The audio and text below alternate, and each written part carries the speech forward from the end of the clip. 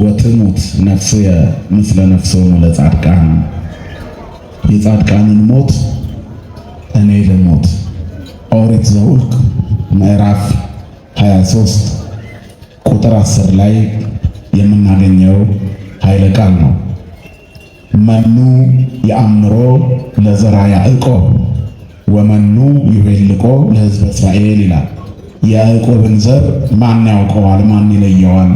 የእግዚአብሔርንስ ሕዝብ እስራኤልን ማን ቆጥሮ ይጨርሰዋል? ወትሙት ነፍሴ ምስለ ነፍሶሙ ለጻድቃን ነፍሴ ከቅዱሳን ከጻድቃን ጋር ትለፍ፣ የጻድቃንን ሞት እኔ ልሙት። ወይኩን ዘርእየ ከመ ዘርኦሙ ትውልዴን ከትውልዳቸው ሐረጌን ከሐረጋቸው ዘሬ ከዘራቸው ይሁን። የጻድቃንን ሞት እኔ ልሙት። እስኪ በሉ የጻድቃንን ሞት በሉ እኔ ልሙት። በምድር ላይ በጣም የምንፈራው ነገር ቢኖር ሞት ነው።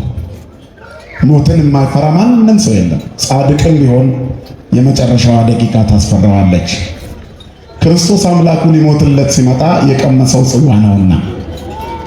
ስለዚህ ሞት የት ባገኘ ነው ብለን የምንናፍቅ ቢሆንም ሰዓቱ ሲደርስ የራሱን የሆነ ፍርሃት መፍጠሩ አይቀርም።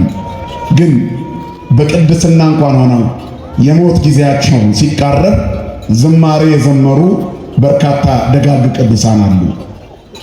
ሞትን የሚፈልጉት እንኳን ቢሆን ሰዓቱ ሲደርስ ያስፈራል። የነፍስ ከሥጋ መለየት ያስፈራል።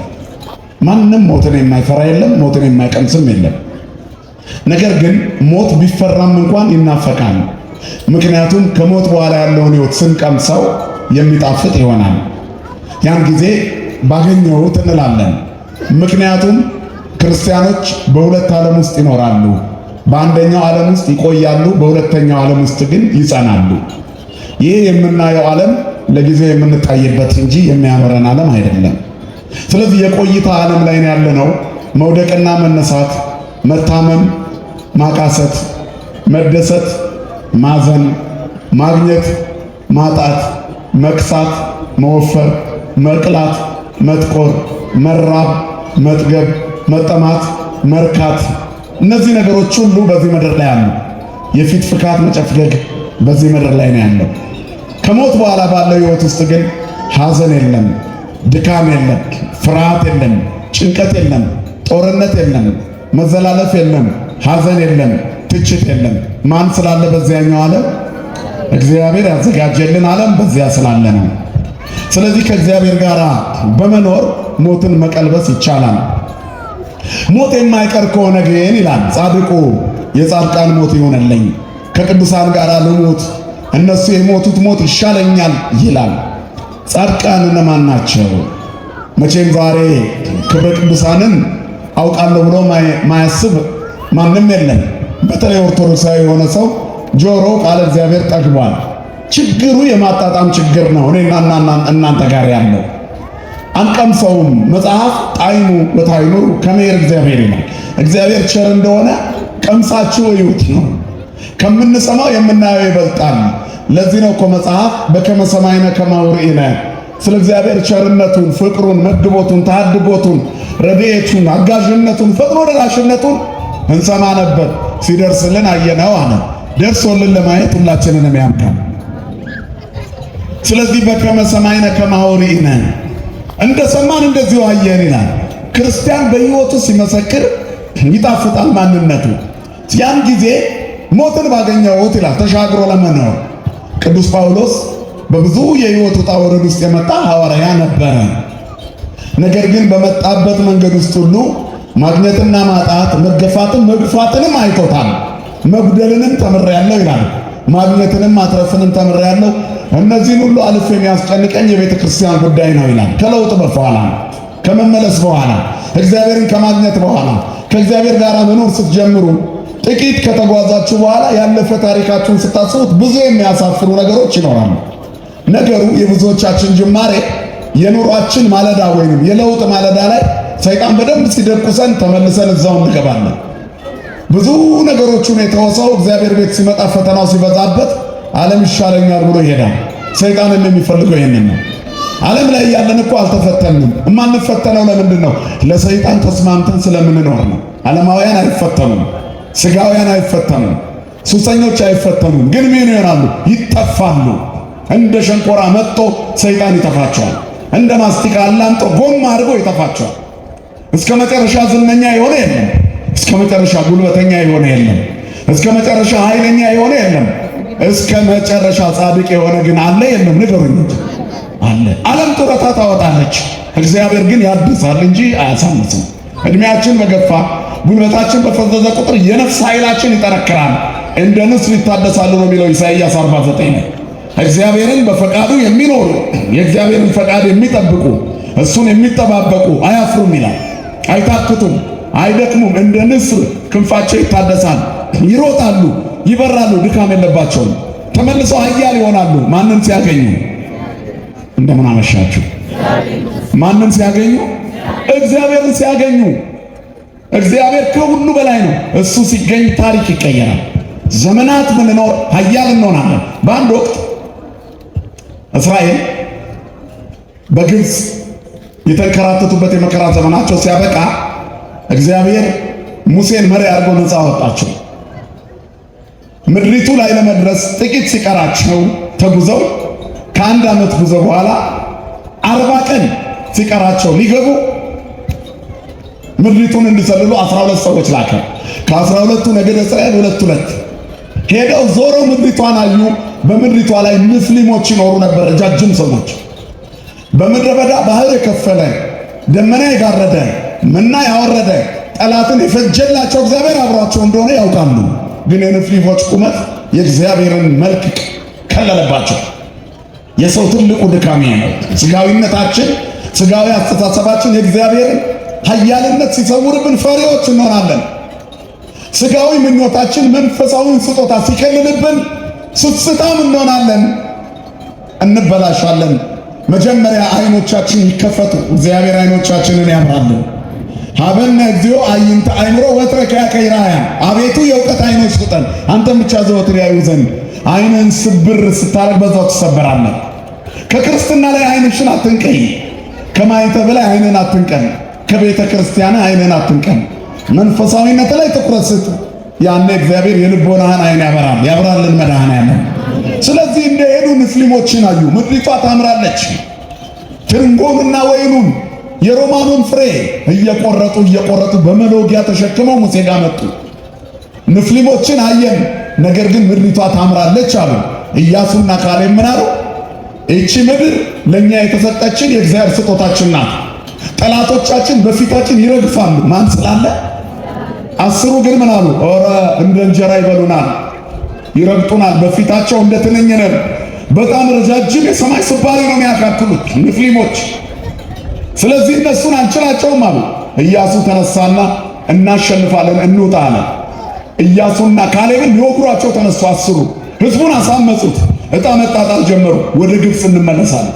ሰይጣን ሲደቁስ ወደ ሱሴ ልመለስ ትላለህ፣ ወደ ኃጢአቴ ልመለስ። ለቁርባን ጫፍ ከደረስሽ በኋላ ስቦ ሲያወጣሽ ትልቅ ኪሳራ ነው። እግዚአብሔር ደርሰን መንገድ ላይ ከመቅረት ይሰውረን ሁላችንም።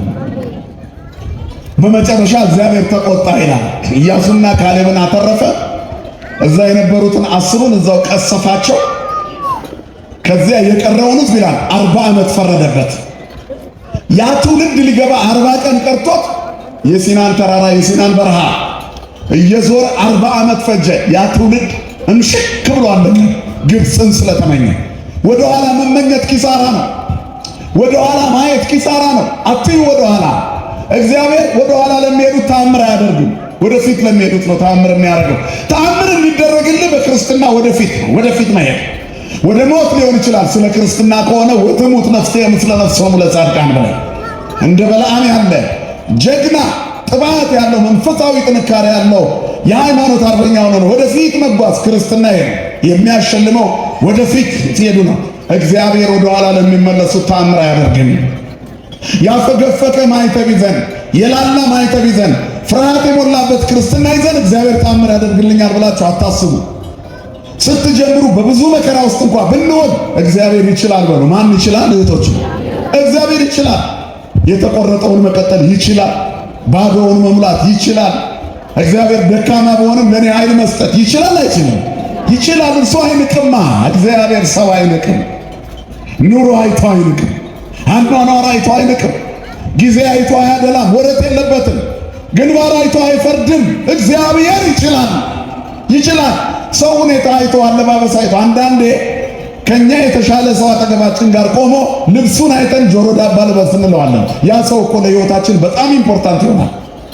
ከስራን አናውቅም። እንደዚህ የናቅነው ሰው ለሕይወታችን መሰረታዊ አስፈላጊ ምናልባትም ትልቅ ሰው ሊሆን ይችላል። እግዚአብሔር የላከው ሰው እንንቃለን። አይቶ መናቅ። ቅዱሳን በነበሩበት ዘመን ይሄ ነበር የሚገጥማችሁ። አያችሁ። ግን እግዚአብሔር ፊት አይቶ አያደላም። እሱ አይንቅም። ኃጢአተኛም ብትሆን እንኳን አይጠላህም። ቀይሮ ይጠቀምብሃል። መጽሐፍ ምንድን ነው የሚለው? እሱ የተቀጠቀጠ ሸምበቆ አይሰብርም ይላል። የሚጤሰውን ጧፍ አያጠፋም። እጃችሁ ላይ ያለው ጧፍ መጨስ ሲጀምር ምን ታረጉታላችሁ? ታጠፉና ጥላችሁ ከአፈር ጋር ታሹታላችሁ። እሱ ግን እንደዛ የተቀጠቀጠ ሸምበቆ እኔና እናንተ ነን። ኃጢአት የቀጠቀጠን፣ ዘረኝነት የወቀጠን፣ ጭፍን ብሔርተኝነት፣ ቡድንተኝነት፣ ምቀኝነት፣ ራስ ወዳድነት፣ ተንኮል፣ ዝሙት፣ ሐሜት ሰባብሮ የጣለን ጥቅጥቅ ያለ እኛ ነን። የተቀጠቀጠ ሸምበቆ የሚጨስ ጧፍ እኛ ነን። የሚጤስ ጧፍ ወይ አይነድ እንደዚህ ወይ አይጠፋ እንዲሁ እየጤሰ የሌላውን አይን የሚያቃጥል ተላላፊ በሽታ የሆነ ከአንደበታችን መርዝ የሚወጣ የሚጤስ ጧፍ እኛ ነን። ግን እግዚአብሔር አያጠፋም። የተቀጠቀጠ ሸምበቆ እኛ ነን። አይረግጠንም፣ አይጥለንም። እግዚአብሔር እንደገና አንስቶ ጠግኖ መጠቀም ይችላል። ክብርና ምስጋና ለስሙ ይሁን። አባቶቻችን አምላክ ይችላል እግዚአብሔር ታሪክ መቀየር። ስለዚህ እግዚአብሔር አይንቅም። የማይንቀው እግዚአብሔር ወደ ኋላ አትበል፣ ወደፊት ሂዱ፣ ታምር ይሰራላቸዋል። ትላንት የነበረ ፋይልን እንደ ካሴት እየመለሰ ወደ ኋላ የሚያይ አምላክ የለም። ይቅር ሲል የሚረሳ አምላክ ነው ያለው። አያችሁ። ወደ ኋላ ካልን ግን ኪሳራችን የበዛ ነው። ስለዚህ እስራኤል እንመለስ ሲሉ ተመቱ። ከዛ ያ ሁሉ ሕዝብ እምሽክ ብሎ በረሃ ውስጥ አለቀ። ደገኛይቱን ምድር ሳይወርስ እነዛ 10 እንኳን ሄደው የቀመሱትን ፍሬ የተመለከቱትን ሳያጣጥሙ አለቁ። እስራኤል በቃዴስ በርኔ በረሃ ተቀምጠው 40 ቀን ምድሪቱን ሰልለው የመጡ ወዳጆቻቸው ያመጡትን ወይን ቀምሰው፣ ነገር ግን ሄደው ከማሳው ቆርጠው ሳይበሉ በጥርጣሬ መንገድ ላይ ቀሩ። መንገድ ላይ የመዝሙሩን ጣዕም ቀምሰው መንገድ ላይ የቀሩ ብዙ አሉ። የዚህን አውደ ምሕረት ጸጋ ቀምሰው ወጥተው የጠፉ ሰዎች አሉ። የተነቀሉ የተተከሉበት ቦታ ማደግ ያቃታቸው የጠወለጉ ዋግ የመታቸው የምንፍቅና ምች ዋግ እየመታ ቢጫ ያረጋቸው ተክሎች ብዙ ናቸው። ተቀምጠው የሞቱ ከመቅደሱ የራቁ ሽታው የተለያቸው የዕጣኑ መዓዛ የራቃቸው ብዙ ናቸው። እግዚአብሔር ከዚህ ደጅ ከመውጣት ይሰውረን ሁላችንም። ያ ሁሉ ትውልድም ሽክ ብሎ አለቀ። ከዛ ኢያሱ ዮርዳኖስን አሻግሮ ታቦቱን ይዞ የኢያሪኮን ቅጥር ሰብሮ ጥሶ አልፎ ከተማዋን አንድቶ ከነዓን ወረሰ። በገባዖን ፀሐይ አቁሞ ለ12ቱ ነገደ እስራኤል ርስት ያከፋፍል ጀመር። ከዚህ በኋላ ምን ሆነ? ለኢያሱ ለካሌብ ምድሪቱን ሰጠው ድርሻውን። ያን ጊዜ ከ45 ዓመት በፊት ግን እግዚአብሔር በሙሴ አፍ ቃል ገብቶለት ነበር ለካሌብ። እውነት ምስክር ተናግረሃልና የረገጥከው ያንተ ይሆናል። ምን ያልከው ወገኖች? የረገጥነውን ያወርሰን መድኃኔዓለም። አሁን ኬብሮን የምትባል ቦታ ቀርታው ነበር። ኬብሮንን ረግጫለሁ ስጠኝ አለ። እኔ እኮ ዛሬ ሸምግሏል ብለህ ርስቴን ቀነስክብኝ። እኔ ከ45 ዓመት በኋላ ዛሬ ከ45 ዓመት በፊት እንደነበርኩት ጉልበታም ነኝ አለ። ዛሬም ጉልበታም ነኝ። ዛሬም በሉ እስኪ ሁላችሁ ጉልበታም ነኝ። ጉልበታም ተዋህዶ ዛሬም ጉልበታም ናት። ቅጥሯ እየተደፈረ መጻሕፍቶቿን እየቆነጻጸሉ ሰዳቢዎቿ በዝተው ሁሉም አፉን የሚያላቅቅባት በሕግ የተፈቀደ እስኪመስል ድረስ በጉልላቷ ላይ መቋሚያዋና ጸናጽሏ ከበሮዋ አደባባይዋ ተነጥቆ እየተመታ ምንም ዞር ብሎ ሚያያት የሌለች ሆናለች ተዋህዶ።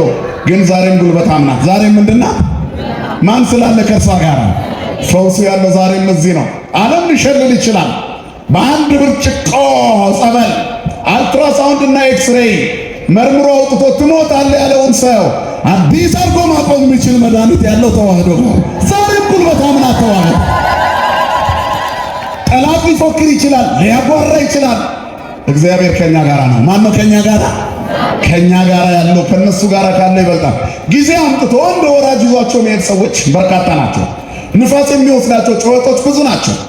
ብዙ ነገሮች አሉ። ታሪክ ይመዘግብና ያልፋል። እግዚአብሔር ግን ይቀጥላል። ተዋህዶ ትቀጥላለች። ተአምራት መስራት ይቀጥላል። ምክንያቱም ወደ ኋላ ነን፣ ወደፊት ነን። እኛ ነገሩን ወደ ኋላ ነን፣ ወደፊት ነን። በቃ ወደ ኋላ እየተመለሱ አጥሮቿን መንቀል ትላንት እንዲነበረች የሚሉ ወደ ኋላ ሄዱ ብዙ አሉ። እንደ ግመል ሽንት የተሳቡ ቂመኞች፣ ተንኮለኞች፣ በክርስቶስም የሚነግዱ ጊዜ ከፍ አድርጎናል የሚሉ ብዙ አሉ። እኛ ግን ወደፊት ነን። ማን ስላለ? በረሃ ይቀራሉ። ሽክ ብሎ ትውልዱ በረሃ ቀረ። መንገድ ላይ እንዳይቀሩ ወደፊት። ጩኸት ይበዛል፣ ጫጫታ ይበዛል። የገመድ ጉተታው ብዙ ነው፣ ትችቱ ብዙ ነው፣ ነጠቃው ብዙ ነው፣ ዘረፋውና ወረሳው ብዙ ነው። የጌሬራ እረኞች ምድሪቷን ሞልተዋል። የጌሬራ እረኞች ተቆፍሮ ውሃው ከወጣ በኋላ የኔ ነው የሚሉ ነገር ግን አይጣፍጥም።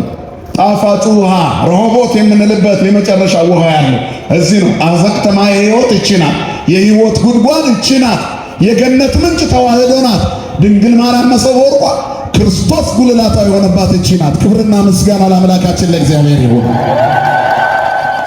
ስለዚህ አለ ኬብሮንን ስጠኝ 45 ዓመት ተጉዤ እግዚአብሔር ከኔ ጋር ነው። ዛሬም ምንድነኛ ጉልበታም ነኝ። ተዋህዶ ጉልበታም ነው። 30 መንግስት ቢፈራረቅ ተዋህዶ ናት።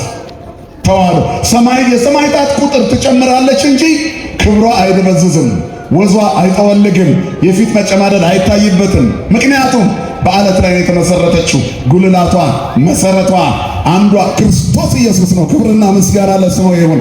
አማናዊ መድኃኒት ክርስቶስ። ስለዚህ ወደ ኋላ አትዩ። ግብፅን ስለናፈቁ ይላል እሽክ ብለው መንገድ ላይ ቀሩ። የተሻገረው ግን ከዘመናት በኋላ ጡረታ አልወጣውም። ዛሬም ጉልበታም ነኝ። በክርስትና ጡረታ የለም። ዓለም ጡረታ ታወጣለች፣ ደሞዝ ቀንሳ፣ ድጎማ ሰጥታ። ለምን? ጉልበት የለህማ፣ አቅም ፈዟል ብላ። ጻድቁ አቡነ ተክለ ሃይማኖት ዛሬም አሉ። ገብረ መንፈስ ቅዱስ ዛሬ አሉ የሉም? ወገኖች አሉ። እንድች ወረድ ብላችሁ ጸበሉ ጋር ሂዱ። እውር ሲበራ ለምጻም ሲነጻ ታያላችሁ። እዚህ ያለው ታቦት የብርሃኑ ነጸብራቅ እዛ ጋር የጎበጠውን ያቀናል። ማን ይመስገን ወገኖቼ? ለሰማዩ ጌታ ክብርና ምስጋና ለስሙ ይሁን፣ ጻድቁን ለሰጠን አምላክ። ስለዚህ እግዚአብሔር ኃይላችን ነው። እግዚአብሔር ግርማ ነው። የረገጥነውን የሚያስወርስ ነው። በክርስትና ጡረታ የለም። ሃይማኖት ወደፊት ነው። ወደፊት ከሄድን ኑሯችን ሁል ጊዜ ሕይወት ነው። ሞት እንኳን ቢሆን እድገት ነው። በሃይማኖት ኪሳራ አይደለም። ስለዚህ ነው ወትሙት ነፍሴ ምስለ ነፍሶሙ ለጻድቃን ያለው። ቅዱስ ጳውሎስም ይሄንን ነው ያለው። የተረዳው ቅዱስ ጳውሎስ በብዙ ታላላቅ ተአምራት ውስጥ የተጓዘው ቅዱስ ጳውሎስ እንደሱ ተአምራት ያደረገ የለም። ነገር ግን ምንድን ነው ያለው? ልሄድ ከክርስቶስ ጋር ልኖር እናፍቃለሁ አለ። ሞትን የት ባገኘሁት? አባቶች ሞት የበቁትን ሁሉ ያስፈራል። ግን የመጨረሻው ደረጃ ላይ ሲደርሱ ሞትን አይፈሩትም። ምን ይላሉ? የት ባገኘሁት? መከራን ይወዱታል። ምክንያቱም የተሸለመው ክርስቶስ የሚሰጠው ሽልማት ያውቃሉ። ብፁዕ ብእሲ ዘይቴገሣ ለእኪት እስመ ተመኪሮ ይነስእ አክሊለ ሕይወት ዘአሰፈዎሙ እግዚአብሔር ለእለ ያፈቅርዎ። በፈተና የሚጸና የተባረከ ነው። ከተፈተነም በኋላ ለሚወዱት ተስፋ አድርጎ እግዚአብሔር የሰጠውን የክብር አክሊል ይቀበላልና ተሻግሮ መኖር ነው ክርስትና። ታግሶ ማለፍ ነው ክርስትና። አሁን የሁሉ ማዕበል ያልፋል። እማንቱ ሰይት ታጎላ ወአንተ ሰቴሎ። በትንሹ የኛ ዕድሜ ስንቱ እንደ ንፋስ ብን እያለ ሲያልፍ፣ ስንቱ እዚህ ቤተክርስቲያን ላይ ጣቱን የጠቆመ እየተቆረጠ ሲወድቅ አይተናል። ተዋህዶስ ሕዝቧ ሞልቶ መቅደሷ ተጠቅጥቆ ቀጥለናል። ብዙ የመከራ ዘመኖች አልፈናል፣ ገና እናልፋለን። ማን ስላለ ከኛ ጋር? ክብርና ምስጋና ለስሙ የሆነ አባቶቻችን አምላክ። ስለዚህ ክርስትና ኪዳኑ ጽኑ፣ ተልእኮ ከባድ፣ ጉዞው ረጅም ነው። በብዙ መልኩ ፈተና ያለበት ነው። በዝንጋታ የሚመለከቱት አይደለም፣ ሳይታጠቁ የሚሰለፉበትም አይደለም። በክርስትና ሃይማኖት ጠንካራ መሰረታዊ ቁመና እንዲኖረን ለእግዚአብሔር የተመቻቸ ቦታ ላይ እንቁም። ይሄ ትልቁ ማንነት። ያኔ በየትኛው መከራ ውስጥ እንኖራለን። የሚገፉን ብዙዎች ናቸው፣ የሚቆምልን እግዚአብሔር ይበልጣል። ታሪኩ እንደዚህ ነው። እስራኤል እንዳልኳችሁ ብዙ የበረሃውን ጉዞ እየተጓዙ ኃጢአት ሲሰሩ ሲያጠፉ እግዚአብሔር እየቀጣቸው ቢሆንም እንኳን የእሱ ሕዝብ ተብለው መጠራታቸው አልተቋረጠም ነበር። እኔና እናንተም ዛሬ ቅድስና በማይለየው መቅደሱ ነጭ ለብሰን እንቁም እንጂ ልባችንን ያጠቆረ ጥቀርሻ ያደረገ ለእግዚአብሔር እንዳይመች ያደረገ ብዙ ነገር ውስጣችን አለ። ለንስሐ አባታችን መናገር የፈራነው ሁሉ ኃጢአት አለ። ካልተናገርነው አይታጠብም። ለንጽህና የሚያበቃው ንስሐ ነው።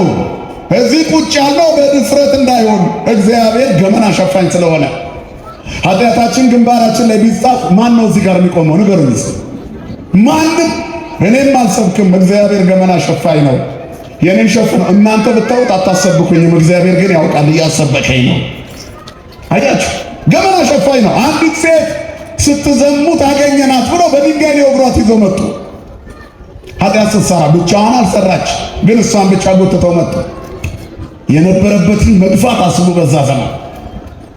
ከዛ ጌታችን ኢየሱስ ክርስቶስ ይላል ጎንበስ ብሎ በጣቱ መጽሐፍ ጀመረ መሬት ላይ። የቤተ ክርስቲያናችን መጻሕፍት ሊቃውንቱን ሲተረጉሙ ምን ይላሉ? የእያንዳንዳቸው ኃጢአት ግንባራቸው ላይ እንዲታይ ያደረገ። እሱ ሲጽፍ አንዱ አንዱን ቀና ብሎ ሲያይ አንዱ የሌላውን ያያል። ያም የሱን ያይበት ነበር። በጣም ስለተሳቀቁ ወአሃዙ ይሰረቁ ይላል። ሹልክ ኃጢአተኛ ያልሆነ ይውገራታል። እንዴት ደስ የሚል ዳኝነት ነው! ማነው ንጹሕ እኛ መካከል? እመሰ አንተ እግዚኦ ኃጢአተኑ ትተዓቀብ፣ እመሰ አንተ ኃጢአተኑ ትተዓቀብ፣ እግዚኦ እግዚኦ መኑ ይቀውም እስመ ማቤከ ውእቱ ሳይል። ምሕረትና ይቅርታ ካንተ ዘንድ ነውና መቅደስ እንቆማለን እንጂ አንተ ኃጢአትን ብትጠባበቅ ማን ይቆም ነበር በፊት? 128 መዝሙር። ማን ነው ከፊት የሚቆመው? ኃጢአታችን ግንባራችን ላይ ቢጻፍ አንቆምም። እዚህ ገመናችን ተሸፍኖ ጨዋ መስለን ተቀምጠናል። ተውት የሌላ ጊዜውን። ዛሬ እንኳን መቅደሱም ያስገባ ንጽሕና የለንም። ሳያማ የዋለ ማን ይሆን ከእኛ መካከል? ሳይገላመጥ የዋለ ማን ይሆን? ከአፉ ክፉ ቃል ሳይወረውር የዋለ ማን ይሆን ከመካከላችን? ባርምሞ የዋለ ማን አለ? መንገድ ያናግርሃል በግድ ልብህ ክፉ ነገር ያስባል። ንጹሕ ልብ ይዞ አንድ ቀን የዋለ አለ በሕይወት ዘመኑ? እየሰማችሁ ነው? በአንድ ቀን የሕይወታችንን አንድ ቀን ንጹሕ ሆነን ውለን እናውቃለን? አናውቅም። ግን እግዚአብሔር ገመና ሸፋኝ ነው። ትከሻው አይዝልም፣ ተሸከመን። እሱ ስለተሸከመን አለን በአባታችን ትከሻ ላይ ብንከብደው የማይጥል አባት ተሸክሞናል። ዝለናል፣ ነገር ግን አለ ምንም ብንከብደው አይጥለንም። አንድ ድሮ ሲሰበክ የምሰማው ታሪክ ነበር።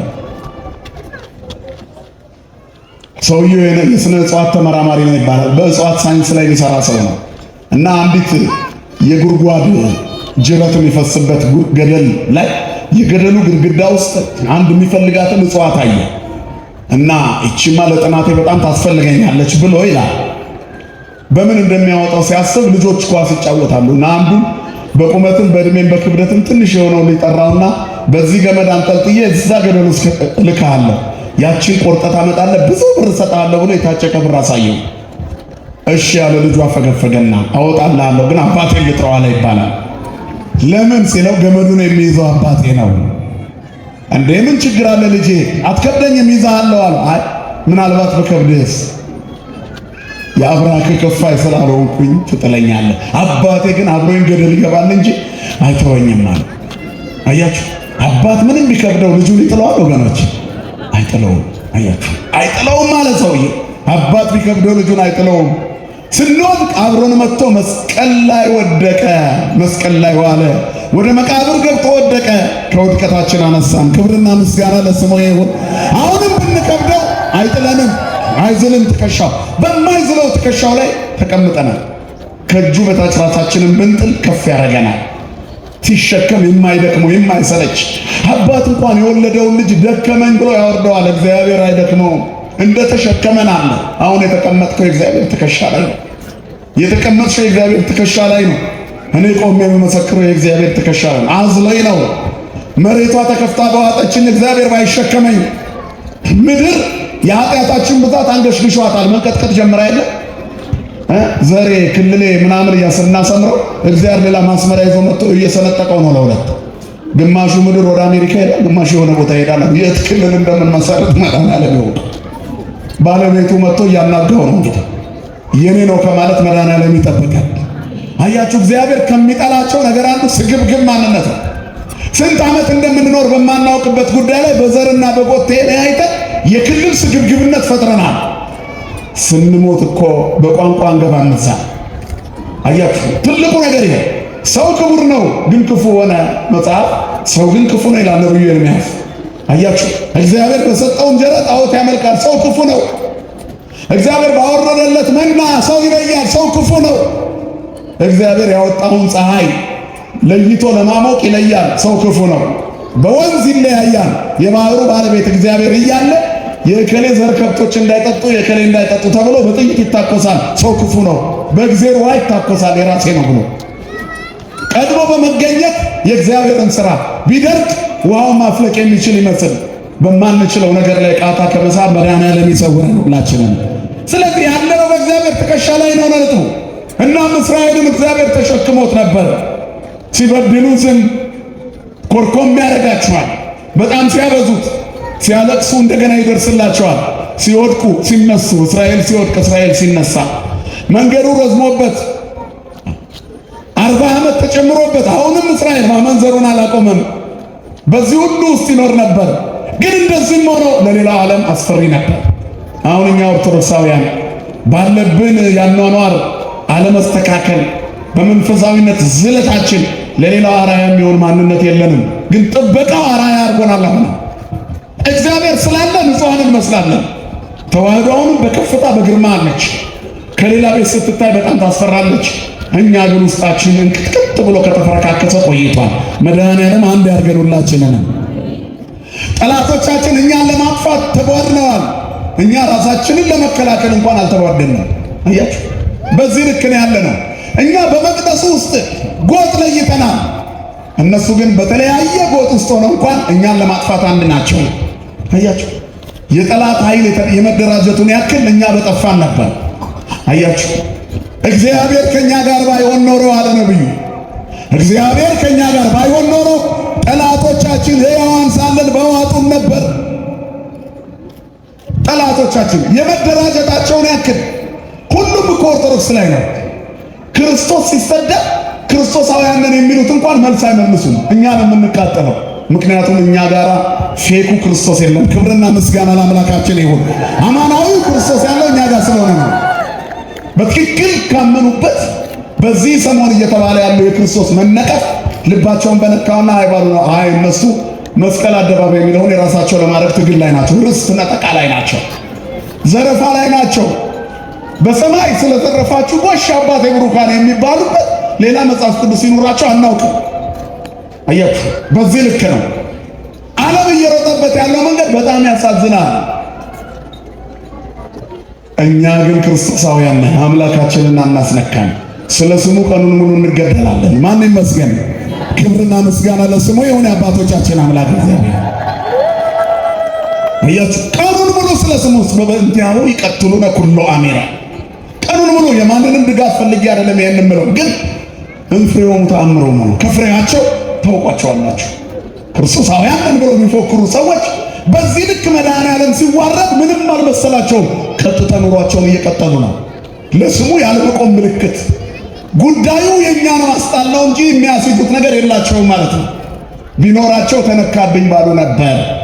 በዘረፋ የሚኖር ሰው ሌባ ታውቃላችሁ፣ ዘናጭ እኮ ነው ሌባ። ድንገት ስለሆነ የሚያፍሰው የሚዘርፈው የሆነ ቀን ይዘንጣል። ከዛም በኋላ ከሳምንት በኋላ ብታገኙት ባዶ እግሩን ታገኙታላችሁ። የመጀመሪያ ቀን ብር ስላለው ሄዶ ይገዛል።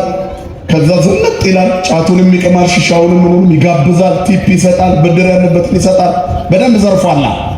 ከዛም በኋላ በማግስቱ ሁሌ አይቀና፣ ሰይጣኑ ሁሌ አይሰጠው። ከዛ ጃኬቷን ይሸጣታል ቀስ ብሎ፣ ሱሪዋን ይሸጣታል ቀስ ብሎ፣ ጫማውን ቁምጣውን ይሸጣል። የጣለውን ቡትቶ ለብሶ ድጋሚ ታገኙት። እንዴ ይሄ ልጅ ዛሬ ሳምንት ዘንጧን ነበር የለማ። አያችሁ፣ እኛ ግን በርስታችን ሁሌ ውብ ነን። ማን ክብርና ምስጋና ለስሙ የሆነ አባቶቻችን አምላክ እግዚአብሔር ያለው ውብ ነው። ውበታችን ከሰማይ ነው፣ ከምድር አይደለም። ሰው ከምድር የወዛን ይመስላል። አይደለም፣ አይደለም፣ አይደለም። ሐኪም ቤቶችን ኦርቶዶክሳውያን አላጨናነቁትም። ድካማችንን ያውቃልና ብንታመም እንኳን ወዲያው ደግፎ ያነሳናል። ጸበሉ፣ እምነቱ፣ ጸሎቱ፣ ማዕጠንቱ አይደል እንዲያሻገረን ያንን ክፉ ዘመን። ሌላም ክፉ ዘመን ይመጣል፣ እንሻገራለን። ምን እንላለን? ተናገሩ። ምን እንላለን? እንሻገራለን፣ ለሌላው እንተርፋለን። ክብርና ምስጋና ለአምላካችን ለእግዚአብሔር ይሁን። ምሽጎች ነን። አያችሁ፣ እኛ መድኃኒት ቤት ነን ለሌሎቹ፣ ለእኛ ብቻ አይደለም፣ ለሌላው መድኃኒት ቤቶች ነን። እግዚአብሔር ከኛ ጋር አለ። ጠላቶቻችን ግን ሕያዋን ሳለን በዋጡነት ተደራጅተዋል። ምን እንደሚያበሳጨን ያውቃሉ። እውነት ነው። አምላካችን ክብሩ ሲነካ ልባችን ይወጋል። ይህን እናውቃለን። ግን ይህንን ሁሉ አልፈን እንኖራለን። ማን ስለሚያኖረን? እግዚአብሔር ተዋጊ ነው፣ ስሙም እግዚአብሔር ነው። ታጋሽ አባት ነው። በትዕግስቱ ትከሻ ላይ ያለን። ይህን ሁሉ ምለው እኛ አንድ አይደለንም ነው መልእክቱ። ኦርቶዶክሳውያን አንድ መሆን ያለብን ሰዓት አሁን ነው። ትኩረቶቻችንን መንፈሳዊ በሆነ ቅኝት ቃኝተን ለሁሉም ነገር ራሳችንን የምናዘጋጅበት ሰዓት አሁን ነው። መድኃኔዓለም ኃይል ይሆናል። እግዚአብሔር ርስቱን ጥሎ አይጥልም። እስራኤል አንድ መሆን አቃተው። ጠላቶቹ ይነሱበት ነበር፣ ግን እግዚአብሔር መከታ የሆነው ነበር። ልክ አሁን እኛ እንዳለንበት ሁኔታ ዘመቻው በአራቱም አቅጣጫ ሲዘመትባቸው፣ እግዚአብሔር ግን የሙሴ እጅ ሲዘረጋ ጠላትን እንደ ቅጠል እርግፍ ያደርግ ነበረ። ክብርና ምስጋና ለስሙ ይሁን። የሙሴ እጅ ሲዘረጋ እስራኤል ያሸንፋል። የተክለ ሃይማኖትን እጅ ይዘርጋልን መድኃኔዓለም። የገብረ መንፈስ ቅዱስ እጅ ይዘርጋልን። አዛዜ መባረክት ይባላል እኮ ገብረ መንፈስ ቅዱስ ጻድቅ። መባረክትን የሚያዙ አጋንንትን በመብረቃቸው ነው የሚያጠፉት። የነጎድጓዱ ድምፅ ጻድቁ መጡ ብሎ ሰይጣን እንዲለፈልፍ ያደርጋል። እግዚአብሔር ይመስገን። ቅዱሳን አሉልን። እኛ የምንሻገርባቸው ቅዱሳን፣ የምንመስላቸው ቅዱሳን፣ ጌታን የምናይባቸው መስታወቶቻችን ቅዱሳን፣ የአምላክነትን አርአያነት የሚያሳዩን ቅዱሳን። ተመሰሉ ኪያየ በከመ አነ እትሜሰሎ ለክርስቶስ፣ እኔ ክርስቶስን እንደምመስል እናንተ እኔን ምሰሉ አለ ቅዱስ ጳውሎስ። አያችሁ በምናኔ ማንን መምሰል እንዳለብን አቡነ ገብረ መንፈስ ቅዱስ ይታዩናል። ከተወለዱበት ቀን ጀምሮ ወሬ ያልቀመሱ ጉዟቸውን በሙሉ ከእግዚአብሔር ጋር ያደረጉ ከነዚህ ጋር ነው እንሙት የምንለው። አያችሁ ከቅዱሳን ጋር ከጻድቃን ጋር። እስራኤል ይሄን አላወቁም። የእግዚአብሔርን መንገድ እየተከተሉ ቢሄዱ ኖሮ ከዚህ የበለጠ በሆነላቸው። ግን በአመንዝራነት ሕይወታቸው እንኳን እየኮረኮመ ልባቸው እያመነታ እያረመ አብሯቸው አለ። ማን ያርመን? ማን ይምራን? ማን ከኛ ጋር ይሁን? እግዚአብሔር ያርማል ወንድሜ፣ ያርማል። ግን ለመታረም ተዘጋጅ፣ ለመታረም ተዘጋጅ። አስተማሪ ደብተር ላይ ሲያርም ቀይ ምልክት ያስቀምጣል እንዳትረሳው ኤክሱን። እግዚአብሔር ግን እንደዚህ አያደርግም። ጥፋትህን ያጠፋውን ስተትህን በሙሉ ነው የሚያጠፋልህ። አዲስ ጻፍ ይልሃል፣ አዲስ ትጽፋለህ። የመመለስ ምልክት፣ የመለወጥ ምልክት ታሳያለህ። የትላንት ታሪክ አይሰራም። አይነ ስውሩ እየተመራ ጌታ ፊት ቀረበ። ምራቅን ትፍ አለና መድኃኔዓለም አይን ሳለለት። ባለ ግንባር ብቻ የነበረውን ሰው ባለ አይን አደረገው አይደል? በጭቃ እንደገና አይኑን ፈጠረለት ነው የሚለው። ሰላም ለአይዳዊከ ጽቡረ ለገብራ ይላል። ለእጆች ሰላምታ ይገባል፣ ጭቃ ላበኩ እጆች። ትላንት አዳምን ሰርተው ከአፈር ሙሉ ሰውነት የሰጡት እጆች፣ ኋላ ደግሞ በምራቅ አፉ ከቅዱስ አይንተ ዕውር ይፍጥራ። በምራቅህ ትፍ ብለህ የዕውሩን አይን የፈጠሩ እጆች ሰላምታ ይገባቸዋል። የእግዚአብሔር እጆች ክብርና ምስጋና ለስሙ ይሁን። አያችሁ ጎንበስ ብሎ ትፍ ብሎ አይኑን ሰራለት ለሰውየው። ከዚያ በኋላ ሂድ ሰሊሆም ተጠመቅ አለ። ከልጅነት በኋላ የሚታየው አይን ይለወጣል። ከቆረብክ በኋላ አሁን ባለው አይን አታይም፣ ሰማይ ነው የሚታየ። መከራም ቢሆን ትጋፈጫለሽ። አትራቁ ከሥጋ ወደሙ። ከዚህ በኋላ እያየ መጣ። እሱ ነው አይደለም፣ እሱ ነው አይደለም። ሰው ያኮ ዕውሩ ነው አሉት። እግዚአብሔር ግን እንዲህ አላለው። የተለወጠው ሰው ነው፣ ልጅ ነው። ልጄ ነህ ነው የሚለው እግዚአብሔር። ቀማኛው ሲመጣ ልጄ ነህ ይልሃል። ማጅራት መጪው ሲመጣ ልጄ ነህ። ጠንቋዩ፣ ስርማሹ፣ ቅጠል በጣሹ ሲመጣ በሟርት የኖረበትን ዘመን አራግፎ መስቀል ሲያነሳ ልጄ ነህ። ወአነ ዮም ወለድኩከ ወልድየ አንተ ልጄ ነህ ዛሬ ወለድኩ ይላል። ንስሐ ስትገባ እግዚአብሔር ይበለኒ ወልድየ አንተ ወአነ ዮም ወለድኩከ ሰአል ምኔየ እሁበከ።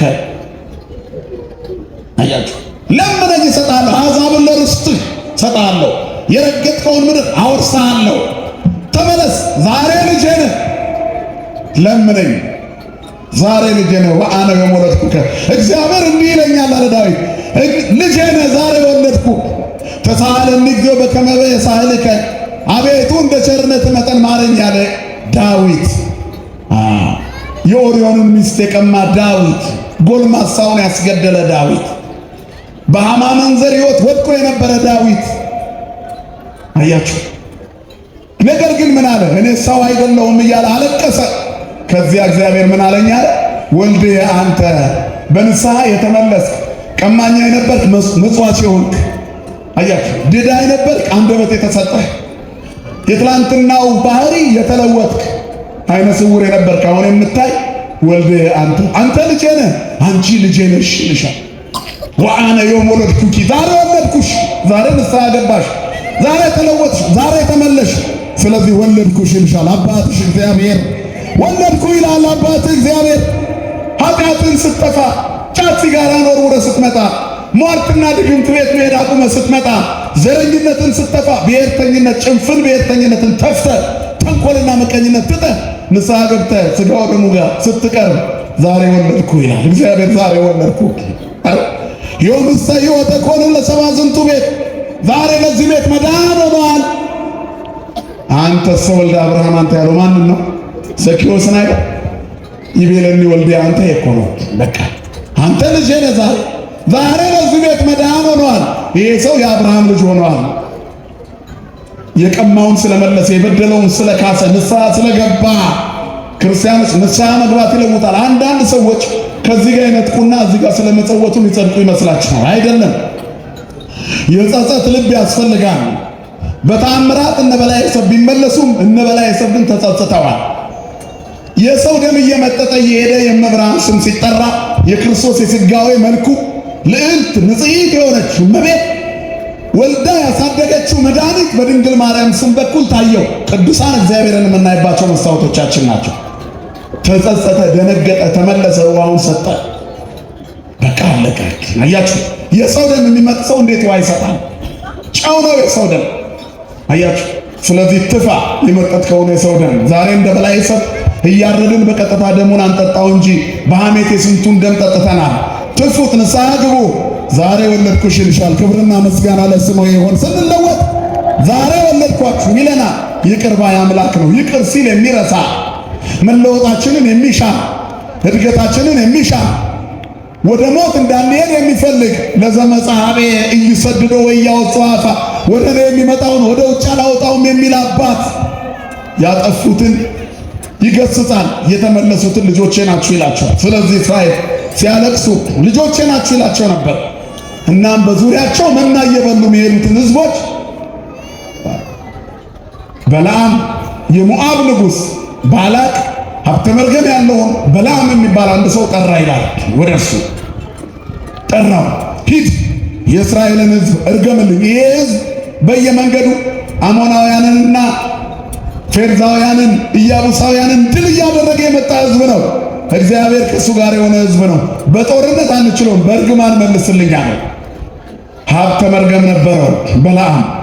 ድረቅ ያላት ዛፍ ትደርቃለች፣ ሙት ያለው ሰው ይሞታል። እዛው የተናገረው ይሆንለታል። ምላሱ ጥቁር ይባላል አይደል? አንዳንድ ሰው በለዓም ምላሱ ጥቁር ነው። በእኛ ቋንቋ የረገመው የተረገመ ይሆናል። አያችሁ፣ የተናገረው ይፈጸማል ወዲያው። ስለዚህ የእስራኤልን ህዝብ እርገምልኝ ብሎ ባላቅ ጠራው። ሰው ላከ ወደ እርሱ። በለዓም በተኛበት ከቤተ መንግሥት የተላኩ ሰዎች እሱ ዘንድ መጡ። ተነሳ። የእግዚአብሔር መልአክ ተገለጠ። ሂድ እምልህን ታደርጋለህ አለ። የበለዓም ልብ ግን ተለወጠ። የሚሰጠው ወርቅና ብር ሀብትና ንብረት በልቡ እየታየው ሐሳቡ የተለወጠበት ሆኖ መሄድ ጀመረ። ጉዞው የተሰነካከለ ነበረ። ምክንያቱም በመንገዱ ላይ እየሄደ እያለ አህያይቱ አልሄድ አለችው። ሰላማዊቷ አህያ በእርግማን ብቻ ድል ሊያደርግ የሚሄደው ሰው የተቀመጠባት አህያ ከግንብ ጋር እያጣበቀች አስቸገረችው። በቀጭን መንገድ ላይ አልፈ ሲል ከዛ 3 ጊዜ ዠለጣት በያዘው ዱላ። በጣም ገረፋት። ምን ነው እንደዚህ አርጋ አሳመምከኝ አለችው አህያይቱ። የቤታችሁ ያለች ድመት ሚያው ምትለዋ ድመት አንቺ ሂጂ ከዚህ ጋር ስትሏት ምን አደረግኩሽ ብትል ጣራ ሰንጥቃችሁ ነው የምትወጡት፣ መስኮት ሰብራችሁ ነው የምትወጡት። ሌላውን ተዉት። እንደው እግዚአብሔር በታምራት የምታጠቢውን ልጅሽን እማዬ ብሎ ቢያናግርሽ የ6 ወር ልጅ አሽቀንጥረሽ ነው የምትሮጪው። ይሄ ግልጽ ነው። ምክንያቱም እንደነግጣለን፣ አዲስ ነገር ነዋ። እሱ ግን አልደነገጠም። ወርቅና ብሩ ደፍኖታል። ሰው ይገርማቸዋል። ክፉ ልብ መልካሙን ዓይን ያሳውራል እኮ። ጌታችን መድኃኒታችን ኢየሱስ ክርስቶስ የ4 ቀን ሬሳ ከመቃብር እያወጣ አይሁድ ግን ይጠራጠሩ ነበር ቆመው። ይሄ ምን ቤልዜቡል ነው ይላል። አጋንንት ያለበት ሰው ሲድን ሽባው ካልጋው ተነስቶ ሲከተለው እያዩ ከሰማይ ምልክት ጨምርልን አሉት። ምን አላቸው? ክፉና አመንዝራ ትውልድ ምልክትን ይሻል ቢሰጠውም አያምኑም። ከነቢዩ ከዮናስ በቀር ምን ምልክት ትሻላችሁ? ይገርማል። ሰው እንዴት ባህር ውስጥ 3 ቀን ይቆያል? 3 ቀን 3 ሌሊት። ሰው እንዴት ከባህርም አልፎ የአሳ ሆድ ውስጥ ይቆያል? ኦክሲጅን የሌለበት ቦታ 3 ቀን 3 ሌሊት ቆየ። በማን ተአምር? በማን ተአምር? ይሄ ለሥጋና ደም አይሆንም። ሃይማኖት እንደዚህ ነው የምትቀበለው ነው። አቡነ ገብረ መንፈስ ቅዱስ የኢትዮጵያን ሕዝብ ማረልኝ ብለው ባህር ውስጥ ጠልቀው ጸልየዋል። እንዴት ይሆናል? ባህር ውስጥ ሰጥመው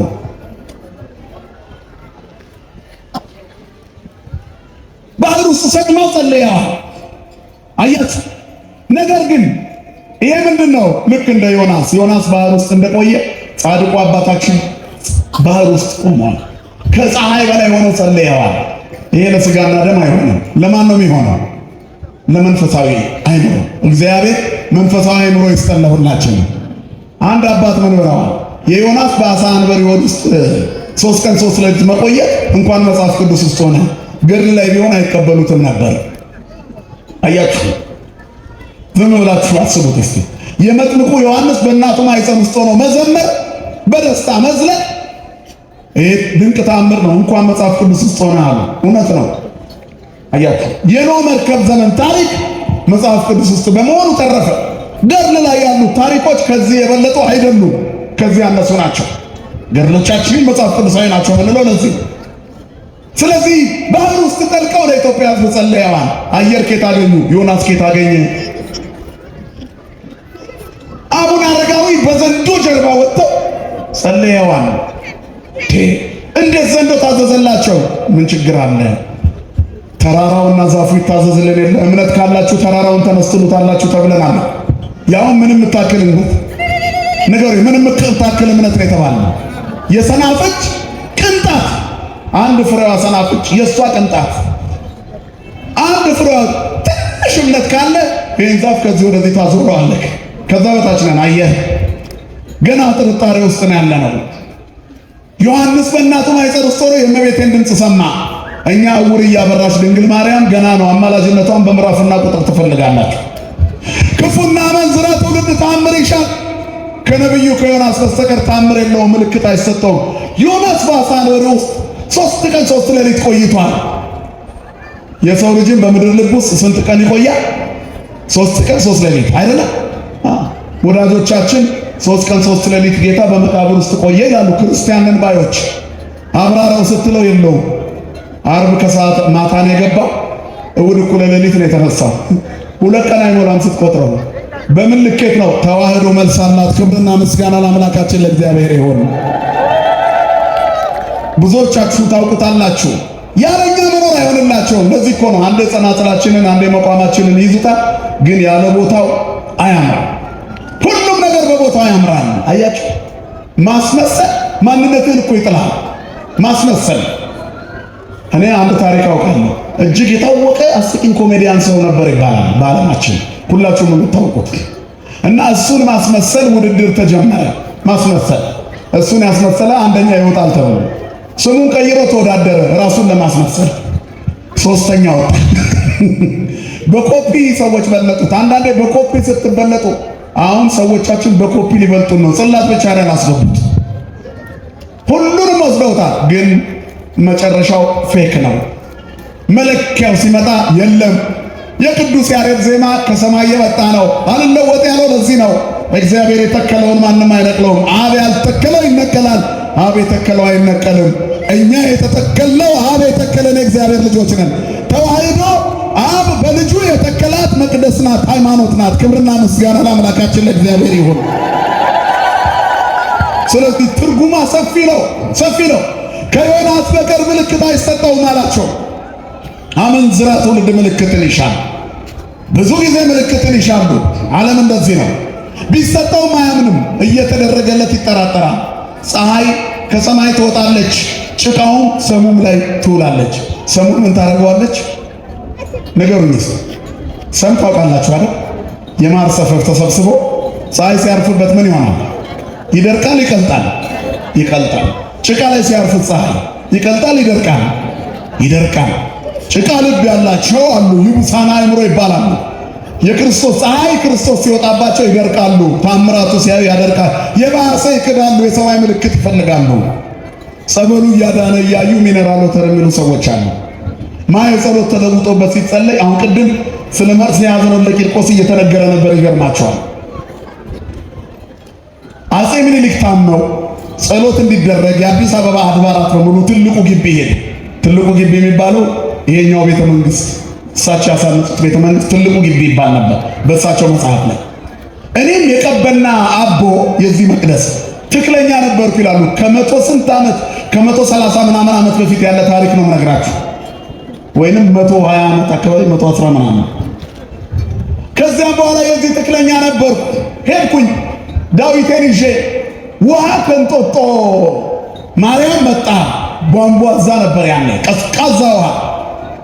አሁንም እንጦጦ ላይ በጣም ብርድ ሲሆን ቧንቧ ይፈነዳል ታውቃላችሁ። በጣም እዛ ሃይላንድ ኤሪያ ስለሆነ ብረት የሚያፈነዳ ቧንቧ የሚያፈነዳ ቅዝቃዜ አለ። ያ ውሃ መጣ። ከዛ የአዲስ አበባ አድባራት ካህናት ተሰበሰብን። 150 ዳዊት ድገሙ አሉ። ቃለ እግዚአብሔር ይመትር እሳት እዚህ ጋር ነው። እየጸለይን እያለ ያ ቀዝቃዛ ውሃ ሲፈላ በአይኔ አይቻለሁ። ትንሽ ልጅ ነበሩ። መርስ ያዘነው ለቂርቆስ የዚህ መቅደስ መስራች ናቸው እኛ አባት። ውሃው ሲፈላ አየሁት። በምን በጸሎት። ዛሬ ራስ ዳሽን ተራራ ላይ በቅዝቃዜ ጊዜ በረዶው የሚያፈሉ ጸሎተኛ አባቶች አሉ። ማን ይመስገን? ክብርና ምስጋና ለስሙ የሆነ አባቶቻችን አምላክ። በዚህ ልክ ነው የእግዚአብሔር ተአምር በዚህ መቅደስ ውስጥ ያለው። እግዚአብሔር ይሰራል።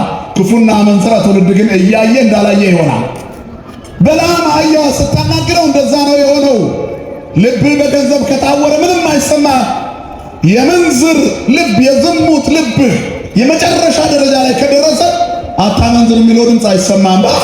በፍጹም የሥጋ አምሮት ሰማይ ከወጣ ጾም ነው የሚባለውን ነገር መስማት አትፈልግም። ነገ ትረጫለህ የሚለውን ነው መስማት ትፈልግም። እንቅጥ አድርገህ ትበላለህ። ከበላ በኋላ ግን ጸጸቱ የዛን ያክል ነው። አምኖንን አስቡ። ከትዕማር ጋር ከእህቱ ጋር ከአባቷ ልጅ ከአባቱ ሴት ልጅ ጋር ለመውደቅ ሊሰማት አልፈለገም። እንዋረዳለን የአባቴ ልጅ ተው አልቻለም። አንዳች ነገር ሊያደርግባት ውስጡ ተቃጥሎ ነበር። በጣም ወድጄሻለሁ ብሎ ወደቀ። ግድ የለም ልታመልጥ ሞከረች። አባቴን ለምነው ሁሉ አለች። አይከለክልህም። ማምለጫ ነበር። እህቱ ነች። ተው የአባቴ ልጅ ታገለና የፈቃዱን ፈጸመባት። አስነወራት ይላል መጽሐፍ። ከዚያ በኋላስ መጀመሪያ ከወደዳት መውደድ ቀጥሎ የጠላት ጥል በለጠ። አስወጡልኝ ወደዚህ ብሎ ወጣ። አስወጡልኝ። ለምን መሰላችሁ? የኃጢአት ጸጸት አናቱ ላይ ስለወጣ። በዚህ ልክ ከመውደቅ መድኃኒዓለም ይጠብቃል። አስክነኝ በለው እግዚአብሔር። መስከን ያስፈልጋል። ገንዘብ አይን ያውራል። ዘረኝነት አይን ያውራል። ኃጢአት ልብ ይደፍናል። ልቡ ተደፈነ በላ። ስለዚህ የሚያገኘውን ነገር እያሰበ ዓላማውን የሳተ ጉዞ አደረገ።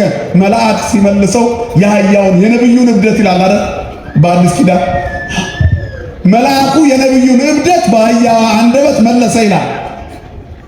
አህያዋ ስታናግረው መደንገጥ ነበረበት። አልደነገጠም። ሐሳቡ እዛ ሄዶ ያገኛትን ነገር ነው የሚያስበው። ወርቅና ብር ከንቱ ነው እግዚአብሔር ከሌለ። አስባችሁታል?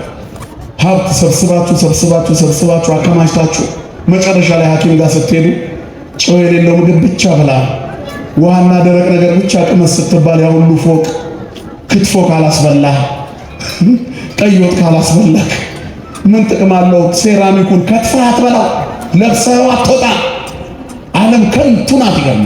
በልጅነታችን አምጣ በምንልበት ጊዜ ትከለክለናለች፣ ታስርበናለች።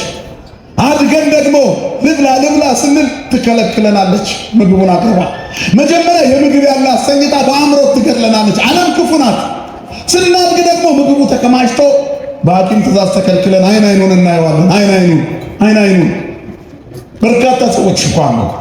እግዚአብሔር የታመሙትን ይማረን።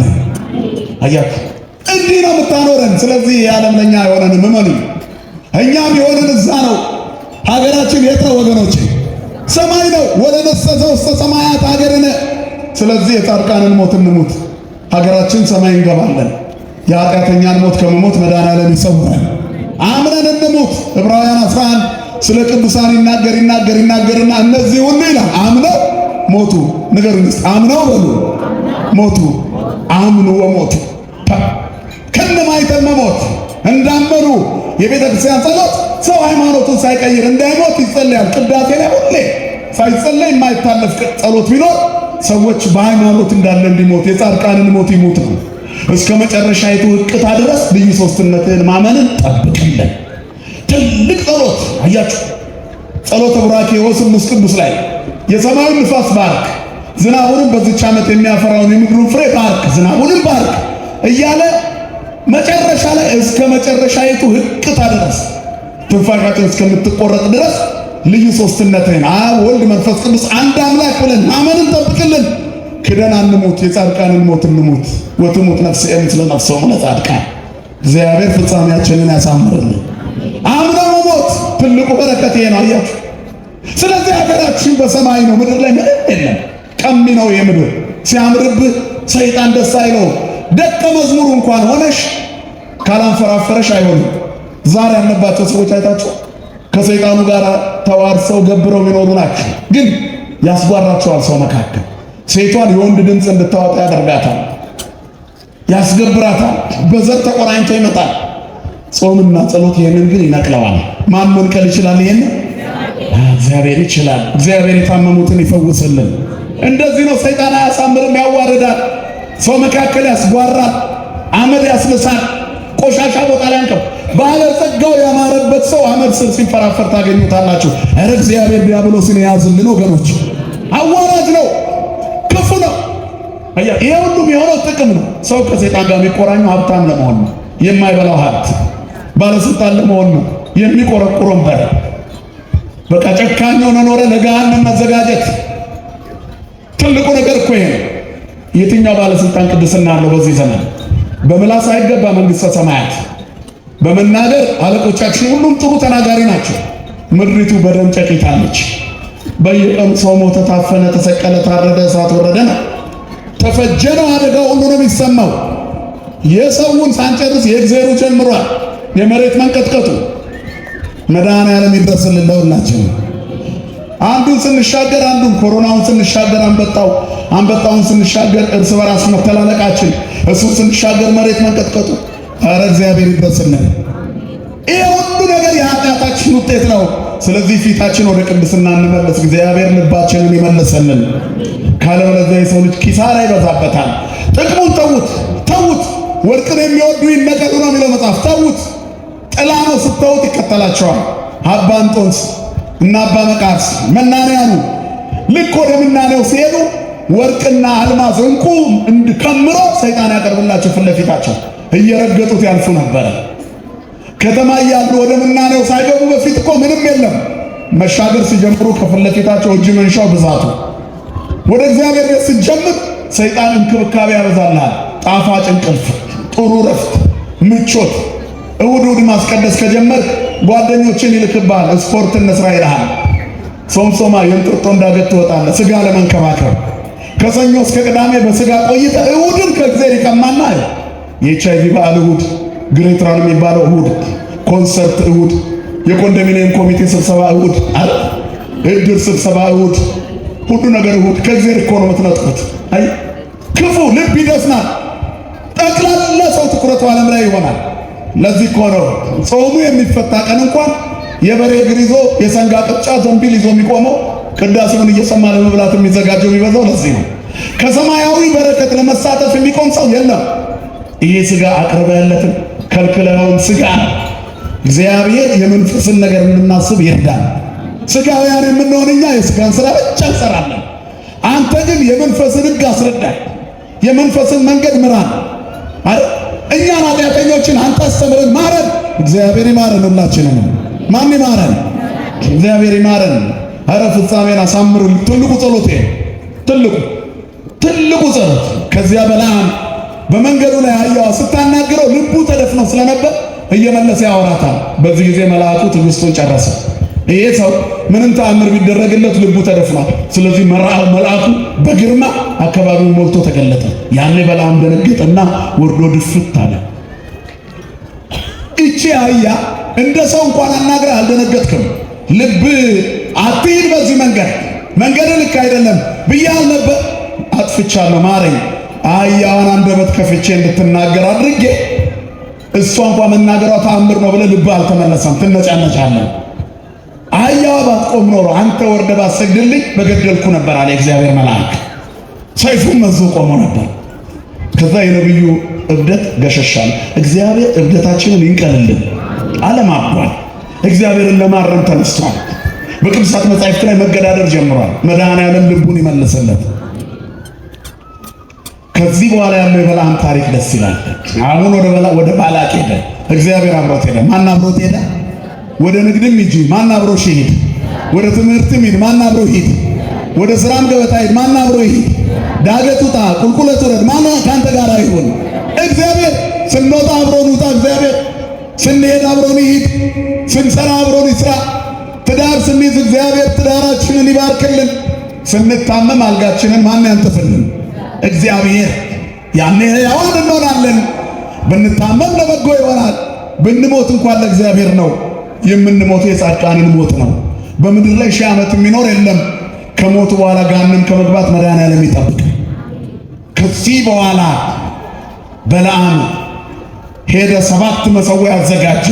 ከዛ መስዋዕቱን ልሰዋ ለእግዚአብሔር አለ። ለእግዚአብሔር ሰዋ። ከዛ ባላቅ ከመኳንንቶቹ ጋር ሆኖ ቆሞ ነበር። አሁን እርገምልኝ እስራኤልን አለ። እሺ ቆይ አንዴ ወደዛ ይሄዳልና ሄዶ እግዚአብሔርን ሊያናግር ቆመ። እግዚአብሔርን ተገለጠለት። እግዚአብሔር ሆይ 7 መሠዊያ አዘጋጅቼ 7 ጠቦት ሰዋውልህ አደላለው። አዎ ጥሩ አድርገሃል። ሂድ በለዓም ፊት ቁምና ተናገር። የምትናገረው እኔ ካንተ ጋር እናገራለሁ አለ። ስትወጡ እግዚአብሔር ከናንተ ጋር ይናገር። ወንድሞቻችን እንዳናስቀይም፣ ሌሎችን እንዳንጎዳ፣ አንደበታችን ጥሩ እንዲሆን፣ የተገራ ማንነት እንዲኖረን እግዚአብሔር ይቅደምልን። ትልቁ ጸሎት ይሄ ነው። ከዛ በኋላ ጀመረ። ባላቅ እርግም አለኝ። እስራኤልን እንዴት ረግማለሁ? እግዚአብሔር የመረቀውን እንዴት ረግማለሁ? በያዕቆብ መርገም በእስራኤል አስማት የለም። እስኪ ሁላችሁም ብሎ በያዕቆብ መርገም ይላል፣ በእስራኤልም አስማት የለም። በቃ ባንተ ላይ አስማት የለም፣ ባንቺ ላይ መርገም የለም። የሚዋጋልሽ ማን አለ? ካንቺ ጋር እግዚአብሔር አለ። ሟርተኞች ሊያሟርቱ ይችላሉ። መንገዱን በደም ሊሞሉት ይችላሉ። አይጥና ወፍ እየቆረጡ ሊጥሉ ይችላሉ። እየቆፈሩ መተት ሊቀብሩ ይችላሉ። ክፉ ነገር ሴራ ሊያሴሩ ይችላሉ። በሥጋው ደሙ ለሚኖር ክርስቲያን ግን ጥሶ የሚገባ የለም። ከክርስቶስ የሚበልጥ ማን አለ? ማንም የለም። እግዚአብሔር የዘመተ ያስቆምልናል ይችላል። እግዚአብሔር ማስቆም ይችላል። ትልቁ ነገር የቅዱሳንን መንገድ መከተል ነው። ስለዚህ አለ እግዚአብሔር ሕዝቦቹን ረግም ዘንድ አልችልም። ወትሙት ነፍሴ ምስለ ነፍሶሙ ለጻድቃን። ማን ይችላል? የያዕቆብን የልጅ ልጆች ይቆጥራል። ማንስ ይረግማል? ተዋህዶን ማን ይረግማታል? ረጋሚዎቻችን በዝተዋል። ነገር ግን እኛ የጻድቃንን ሞት ልንሞት ተዘጋጅተናል። ማን ስላለ ከኛ ጋር? እግዚአብሔር ስላለ። የጻድቃንን ሞት ነው ልንሞት። ጻድቃን እንዴት ሆነው የሞቱ ናቸው? ሕይወታቸው በሙሉ በምናኔ የተሞላ ነው። እንደ ገብረ መንፈስ ቅዱስ ያሉ መባረክትን የሚያዙ ከፀሐይ በላይ የሚቆሙ ሙታንን የሚያስነሱ በምድር ላይ ያለውን አኗኗርና ሕይወት ጥሰው ከተፈጥሮ ሕግ በላይ የሚኖሩ አራዊትን የሚያዙ የእግራቸው ትቢያ የአራዊት ቀለብ የሆነ የገብረ መንፈስ ቅዱስ ሞት እኔ ልሞት። ጸሎታቸው ምናኔያቸው ገዳማትን የመሰረቱ ወንጌል ኢትዮጵያን ያረሰረሱ ዞረው ያስተማሩ የተክለ ሃይማኖትን ሞት እኔ ልሙት። በነገሥታት ፊት ያለ መፍራት ቆማ በጥባት ሰማዕትነት እንደቆመችው እንደተቀደሰችው እንደ አርሴማ እንደ ቅድስት አርሴማ ያለውን ሞት እኔ ምን ልሁን? ልሙት። ትልቁ ነገር ይሄ ነው። ስለዚህ ክርስቲያኖች በዚህ ዓለም ላይ የምንኖረው ለመኖር አይደለም ለመሞት ነው። የምንሞተው ደግሞ የጻድቃንን ሞት ነው። ስለዚህ ስንኖር ለመሞት ሳይሆን ለመኖር ነው። ተሻግሮ ለመኖር ግልጽ ነው አይደል? የምናገረው በሥጋ ለመሞት ነገር ግን ተሻግሮ ለመሞት ነው፣ ለመኖር ነው። ተሻግሮ ለመሞት ከሆነ የባለጸጎችን ሞት ሙቱ፣ የባለስልጣኖችን ሞት ሙቱ፣ የጥጋበኞችን ሞት እንሙት። ተቀስፈው ይሞታሉ፣ ገሃነም ይወድቃሉ። በስራቸው በወንበራቸው ለእግዚአብሔር ታማኝ ያልሆኑ፣ በንግዳቸው በስራቸው ለእግዚአብሔር ታማኝ ያልሆኑ፣ የሰው ደም ያፈሰሱ፣ በሟርትና በተንኮል የሚኖሩ ዘረኞች፣ ነፍሰ ገዳዮች፣ ጊዜ ሰጥቶናል ብለው ትልልቆችን የሚያዋርዱ፣ ደም የሚያፈሱ፣ ክፋት የሚያደርጉ ሰዎች እግዚአብሔር ይጸየፋቸዋል። ብእሴ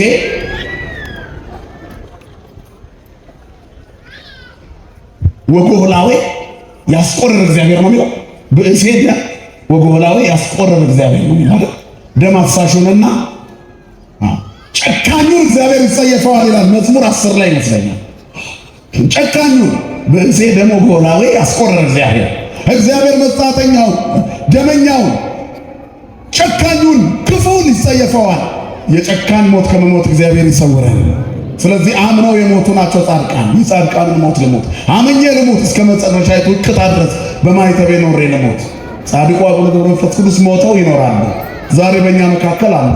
በጸሎታቸው ይጠብቁናል፣ ይጋርዱናል። ቸርነታቸው ከኛ ጋር አለ። አማላጅነታቸው አይለየንም። ምክንያቱም ሞቶ መሰለ ጻድቃን ሕይወት ሆነ። የጻድቃንን ሞት እኔ ልሙት፣ ተሻግሬ ልኑር፣ ተሻግሬ ልታይ። ክርስትና ሞት የሚያቆመው አይደለም፣ የሚያለመልመው እንጂ። ስለዚህ ክርስቲያኖች በዚህ ጾም ውስጥ ተሻግሮ ስለመኖር እናስብ፣ ንስሐ እንግባ፣ ሥጋው ደግሞ እንቀበል፣ የተጣላነውን እንታረቅ፣ የቀማነውን እንመልስ፣ የበደልነውን እንካስ፣ ያጠፋነውን በይቅርታ በስርየት በንስሐ አባቶቻችን ፊት እንማጸን። ይቅር ባዩ አምላክ የጻድቁን በረከት ለሁላችንም ያድለናል። እግዚአብሔር በሰላም በሕይወት በፍቅር በስምምነት ይጠብቃል። የሰማነውን በልቦናችን ያሳድርብን።